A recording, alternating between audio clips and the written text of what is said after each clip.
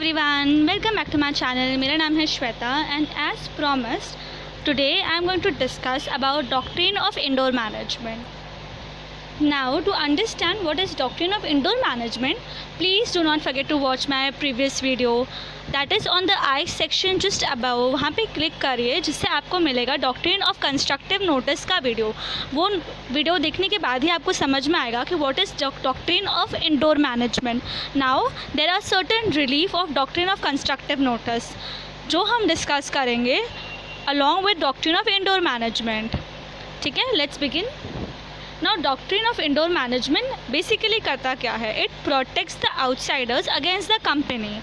Doctrine of indoor management बाहर वालों को protect करता है from the company. If the company is making any default, कोई भी error या कोई mistake कर रहा है which the outsiders does not know about it, because it is very difficult for the outsiders to understand what is happening in the company. बाहर वालों को क्या समझ में आएगा कि अंदर internal matters क्या चल रहे हैं कंपनी में.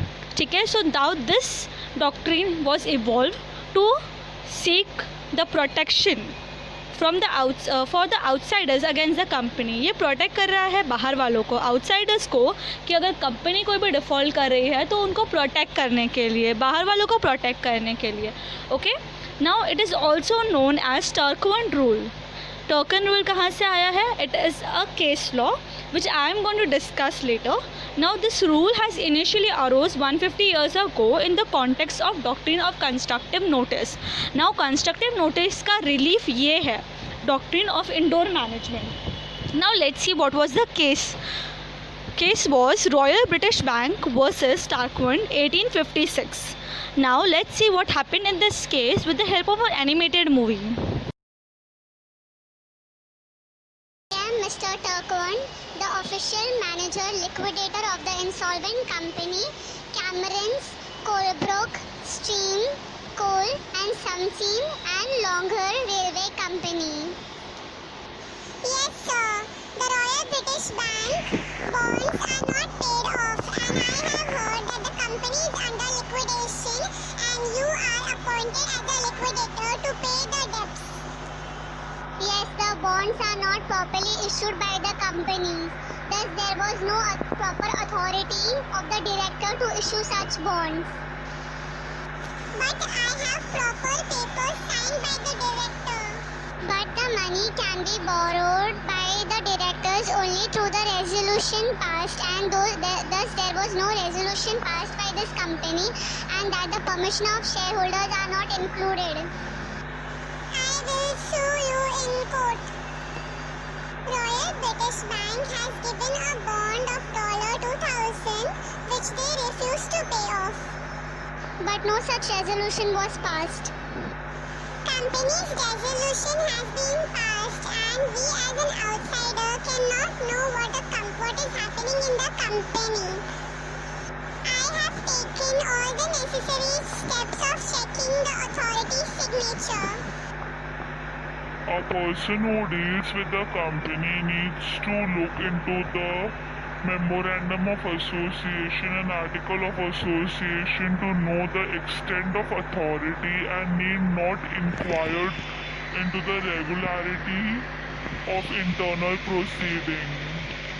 The company's deed of the settlement said that company might borrow money from time to time as the general resolution of the company authorized. There was no resolution passed by the company, but money was acquired from the bank. The board borrowed money and bond was bearing the company's seal. Hence, the court was at the conclusion that the person is bound to read the statute and deed of settlement and do no more. Therefore, it appeared that the company has not paid the debt and is liable to pay to the bank. Now there are certain exceptions to the doctrine of indoor management, out of which one is where the outsider had the knowledge of irregularities. अगर बाहर वालों को ज़रा भी doubt है कि यहाँ पे कोई irregularities है और lack of authority है of the person who is acting behalf of the company, in this situation the doctrine will not apply. Now the second one is no knowledge of memorandum and article. ये देखा जाता है कि if any person is dealing with the company, he or she must know what is written in memorandum and article of association. If they do not know this, then this article is not applicable. Then this doctrine is not applicable to them. Now the third one is forgery, which means fraud. अगर कोई भी fraud transaction होता है जहाँ पे lack of consent है, ठीक है, then this doctrine is not applied. इसमें एक होता है कि अगर signatures है वो उस इंसान की नहीं है, यहाँ पे कोई forged signature है और he is not even aware of the transaction, the person who is doing so is not aware of the transaction, तो फिर ये applicable नहीं होगा doctrine. Now the fourth one is negligence. Negligence यानी अगर कुछ भी manner से कोई भी negligence हुआ है, then also this doctrine will not be applicable in this case.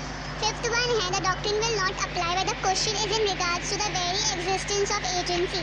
अगर यहाँ पे कोई भी टॉपिक उठता है जहाँ पे ये existence of agency की बात हो रही है, then also this doctrine is not applicable. I hope you all understand what are the exceptions of doctrine of indoor management. I hope आपको ये वीडियो पसंद आया है. अगर आप चाहते हो कि मैं किसी लीगल टॉपिक पे वीडियो बनाऊँ तो please mention that on the comment section below. Please do not forget to like, share and subscribe, and also click the bell icon to get the notifications from Legal Cognitioners. Thank you.